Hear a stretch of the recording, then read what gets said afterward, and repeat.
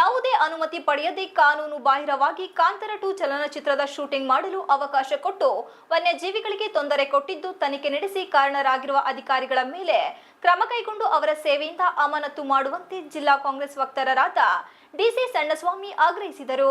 ಪತ್ರಿಕಾಗೋಷ್ಠಿಯಲ್ಲಿ ಬುಧವಾರದಂದು ಮಾತನಾಡಿ, ಅಳಿವಿನಂಚಿನಲ್ಲಿರುವ ಪಶ್ಚಿಮ ಘಟ್ಟ ಅರಣ್ಯ ಪ್ರದೇಶ ಮಾನವನ ದುರಾಸೆಗೆ, ಅರಣ್ಯ ಇಲಾಖೆ ಬೇಜವಾಬ್ದಾರಿತನಕ್ಕೆ, ನಿತ್ಯ ಒಂದಲ್ಲ ಒಂದು ಕಾರಣಕ್ಕೆ ಹಂತ ಹಂತವಾಗಿ ಅರಣ್ಯ ನಾಶವಾಗುತ್ತಿರುವುದು, ಮರಗಳ ಮಾರಣ ಹೋಮ ನಡೆಸುತ್ತಿರುವುದು ಬೆಳಕಿಗೆ ಬರುತ್ತಿದೆ. ಈಗಾಗಲೇ ಡಿಮ್ಸ್ ಅರಣ್ಯ ಪ್ರದೇಶದಲ್ಲಿ ಮರಗಳತನವಾಗುತ್ತಿರುವ ಬಗ್ಗೆ ಸ್ಥಳೀಯರು ಅರಣ್ಯ ಇಲಾಖೆಗೆ ದೂರು ನೀಡಿದ್ದರೂ ಅರಣ್ಯ ಇಲಾಖೆ ಅಧಿಕಾರಿಗಳು ಯಾವುದೇ ಕ್ರಮ ವಹಿಸುತ್ತಿಲ್ಲ.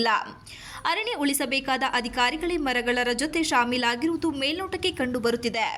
ಮರ ಲೂಟಿಯಾಗಿರುವ ಬಗ್ಗೆ ಮಾಧ್ಯಮಗಳಲ್ಲಿ ಸುದ್ದಿ ಪ್ರಸಾರಗೊಂಡಿದೆ. ಹಾಸನ ಜಿಲ್ಲೆಯಿಂದ ಸಾಗಣೆಯಾದ ಮರಗಳು ಬೇರೆ ಜಿಲ್ಲೆಗಳಲ್ಲಿ ಸೀಸ್ ಆಗಿವೆ. ಅರಣ್ಯ ಇಲಾಖೆಯಿಂದ ಎಫ್ಐಆರ್ ದಾಖಲಾಗಿ ಕೋಟ್ಯಾಂತರ ರು ಬೆಲೆ ಬಾಳುವ ಮರಗಳು ಕಳ್ಳತನವಾಗಿರುವ ಬಗ್ಗೆ ಅಧಿಕಾರಿಗಳೇ ಅಂದಾಜು ಮಾಡಿ ಮಾಹಿತಿ ನೀಡಿದ್ದಾರೆ. ಆದರೂ ಇದುವರೆಗೆ ಮರಗಳರ ಮೇಲೆ ಯಾವುದೇ ಕ್ರಮವಾಗಿಲ್ಲ. ಇದು ಖಂಡನೀಯ. ಇತ್ತೀಚೆಗೆ ಕಾಂತಾರ 2 ಎಂಬ ಸಿನಿಮಾ ಚಿತ್ರೀಕರಣ ಸಕಲೇಶಪುರ ತಾಲೂಕಿನ ಎಸಳೂರು ಹೋಬಳಿ ಚಂಗಡಹಳ್ಳಿ ಗ್ರಾಮ ಪಂಚಾಯಿತಿಗೆ ಹೇರೂರು ಗ್ರಾಮದ ಬಳಿಯ ಗವಿಬೆಟ್ಟದಲ್ಲಿ ಯಾವುದೇ ಇಲಾಖೆಯ ನಿಬಂಧಗಳಿಗೆ ಒಳಪಡುವ ಯಾವುದೇ ಅನುಮತಿ ಪಡೆಯದೆ ಚಿತ್ರೀಕರಣದ ವೇಳೆ ಬಾಂಬ್ ಬ್ಲಾಸ್ಟ್ ಬೆಂಕಿ ಹಾಕಿರುವುದು, ಮರಗಳನ್ನು ನಾಶ ಮಾಡಿ ಚಿತ್ರೀಕರಣ ಮಾಡಿ ಅರಣ್ಯ ನಾಶ ಮಾಡಿದ್ದಾರೆ.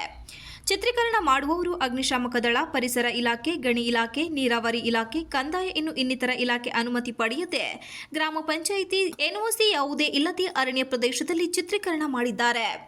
ಅರಣ್ಯ ಇಲಾಖೆ ಅಧಿಕಾರಿಗಳು ಮೌಖಿಕವಾಗಿ ಅನುಮತಿ ನೀಡಿರುವ ಬಗ್ಗೆ ಮಾಹಿತಿ ನೀಡುತ್ತಿದ್ದಾರೆ. ಆದರೆ ಯಾವುದಕ್ಕೆ ಅನುಮತಿ ನೀಡಿದ್ದೇವೆ ಎಂಬುದನ್ನು ಬಹಿರಂಗಪಡಿಸದೇ ಇರುವುದು ಅನೇಕ ಅನುಮಾನಗಳಿಗೆ ಎಡೆಮಾಡಿಕೊಟ್ಟಿದೆ ಎಂದರು.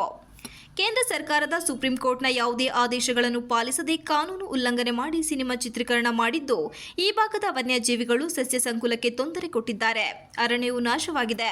ಈ ಬಗ್ಗೆ ಪ್ರಶ್ನೆ ಮಾಡಲು ಹೋಗಿರುವ ಸ್ಥಳೀಯರ ಮೇಲೆ ಪ್ರಭಾವ ಬಳಸಿಕೊಂಡು ಹಲ್ಲೆ ಮಾಡಿರುವ ಉದಾಹರಣೆಗಳಿವೆ ಎಂದು ಹೇಳಿದರು.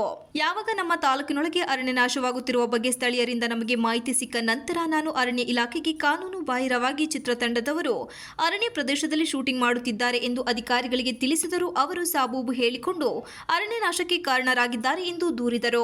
ಮಾಧ್ಯಮಗಳಲ್ಲಿ ಈ ಬಗ್ಗೆ ಸುದ್ದಿ ಬಿತ್ತರಗೊಂಡ ನಂತರ ಮಾನ್ಯ ಅರಣ್ಯ ಸಚಿವರು ಚಿತ್ರೀಕರಣ ಮಾಡುತ್ತಿರುವ ಬಗ್ಗೆ ಪರಿಶೀಲನೆ ನಡೆಸಿ ಕ್ರಮ ವಹಿಸುವಂತೆ ಸೂಚನೆ ನೀಡಿದ್ದಾರೆ. ಇದು ಸ್ವಾಗತಾರ್ಹ. ಆದರೆ ಈಗಾಗಲೇ 10 ದಿನಗಳ ಕಾಲ ಚಿತ್ರತಂಡ ಅರಣ್ಯ ನಾಶ ಮಾಡಿದೆ. ಸಸ್ಯ ಸಂಕುಲಕ್ಕೆ ವನ್ಯಜೀವಿಗಳಿಗೆ ತೊಂದರೆ ಕೊಟ್ಟಿದ್ದಾರೆ. ಇದರಿಂದ ಪರಿಶೀಲನೆ ಮಾಡುವ ಪ್ರಶ್ನೆ ಬರುವುದಿಲ್ಲ. ಈ ಕೃತ್ಯಕ್ಕೆ ಅಧಿಕಾರಿಗಳು ಶಾಮೀಲಾಗಿರುವುದು ಮೇಲ್ನೋಟಕ್ಕೆ ಕಂಡು ಬರುತ್ತಿದೆ. ಕೂಡಲೇ ತನಿಖೆ ನಡೆಸಿ ಅರಣ್ಯ ನಾಶಕ್ಕೆ ಕಾರಣರಾಗಿರುವ ಅಧಿಕಾರಿಗಳ ಮೇಲೆ ಕಾನೂನು ಕ್ರಮಗೊಂಡು ಅವರನ್ನು ಸೇವೆಯಿಂದ ಅಮಾನತು ಮಾಡಬೇಕು. ಇಲ್ಲವಾದರೆ ಇದರ ವಿರುದ್ಧ ನಾವು ಡಿಸಿ ಕಚೇರಿ ಮುಂದೆ ಹೋರಾಟ ಮಾಡಲಾಗುವುದು. ಇದರ ಜೊತೆಗೆ ಕಾನೂನು ಹೋರಾಟಕ್ಕೂ ನಾವು ಮುಂದಾಗುತ್ತೇವೆ ಎಂದು ಎಚ್ಚರಿಕೆ ನೀಡಿದರು. ಇವೆಲ್ಲ ಬಂದಾಗ ಅಲ್ಲಿ ಎಲ್ಲಿ ಇರ್ತವೆ? ಸೊ ಒಂದು ಆದ್ರೆ ಸಾರ್ವಜನಿಕರಿಗೆ ತೊಂದರೆ ಆಗ್ತಿಲ್ಲ. ಬೆಳೆದಂತ ಬೆಳೆಗಳ ಪ್ರಾಣಿಗಳು ಬಂದ ತಕ್ಷಣನೇ ಊರಿಗೆ ಬಂದ ತಕ್ಷಣನೇ ಭಯಭೀತರ. ಒಂದು ಉದಾಹರಣೆಗೆ ನಿಮ್ಗೆ ಹೇಳ್ತೀನಿ. ಅಲ್ರಿ, ಕಾಫಿ ತೋಟ ಕಷ್ಟಪಟ್ಟು ಅಪ್ಪ ಅಮ್ಮ ಮುತ್ತನ್ ಕಳೆದ ತೋಟಕ್ಕೆ ಹೋಗಕ್ಕಾಗ್ತಾ ಇಲ್ಲ. ಓನರ್ಗಳು, ಕಾರ್ಮಿಕರು ಒಳಗಡೆ ಹೋಗಿ ಕೆಲ್ಸಕ್ಕೆ ಹೋದಲ್ಲಿ ಈಚೆಗೆ ಬರ್ತಾ ಇಲ್ಲ. ಆ ಭಯದ ವಾತಾವರಣದಲ್ಲಿ ತನ್ನ ಪ್ರಾಣನ ಕೈ ಇಟ್ಕೊಂಡು ಕೆಲಸ ಮಾಡ್ತಾರೆ. ಇದು ನಮ್ಮ ಆತಂಕ ಇದೆ. ಹಾಗಾಗಿ ಅದಕ್ಕೆ ಇದು ಸಾರ್ವಜನಿಕರಿಗೆ ಅವರು ಏನು ಕೊಟ್ಟಿದ್ದಾರೆ ಅದು ಪಬ್ಲಿಸಿಟಿ ಆಗಬೇಕು. ಕಾನೂನು ಬಾಹಿರವಾಗಿ ಯಾರು ಇಲ್ಲಿಗಲ್ ಆಕ್ಟಿವಿಟೀಸ್ ನಡೆಸ್ತಾ ಇದೆ ಆ ಅಧಿಕಾರಿಗಳ ಮೇಲೆ ಕ್ರಮ ಆಗಬೇಕು. ಪರ್ಟಿಕ್ಯುಲರ್ ಆ ಭಾಗದ ಯಾರು ACF ಇದ್ದಾರೆ, RF ಇದ್ದಾರೆ, ಆಮೇಲೆ ಇವೆಲ್ಲವೂ ಆದ್ರೂ ಕೂಡ ಕಣ್ಣು ಮುಚ್ಚಿ ಕೊಟ್ಟಿದ್ದಾರೆ. 30 ಲಕ್ಷ ಹೋಗ್ತಾರೆ ಅಲ್ಲಿ ಹಿಡಿತಾರೆ ಅಂದ್ರೆ ಇವೆಲ್ಲ ಹೊಣೆಗಾರರು ಯಾರು? ಆ ಭಾಗದ ACF ಮತ್ತು RFO ಇವ್ರ ಮೇಲೆ ಕೂಡಲೇ ತನಿಖೆ ಆಗ್ಬೇಕು. ಆಮೇಲೆ ಇದನ್ನ ಕೊಟ್ಟರು ಕಾನೂನು ಬಾಹಿರ ಕೊಟ್ಟಿರಂತ ಆದೇಶ ಏನಾದ್ರು ಕೊಟ್ಟಿದ್ದಾರೆ ರದ್ದಾಗ್ಬೇಕು. ಕಾನೂನು ಉಲ್ಲಂಘನೆ ಮಾಡಿದ್ರೆ ಅವ್ರ ಮೇಲೆ ಕ್ರಮ ಆಗ್ಬೇಕು. ಸೊ ಇಷ್ಟು ನಮ್ಮ ಒತ್ತಡ. ಮತ್ತೆ ಇನ್ನು ಮುಂದೆ ಆ ಪಶ್ಚಿಮ ಘಟ್ಟದಲ್ಲಿ ಯಾವುದಕ್ಕೂ ಕೂಡ ಈ ತರದ ಅನುಮತಿಯನ್ನ ಕೊಡಬಾರದು.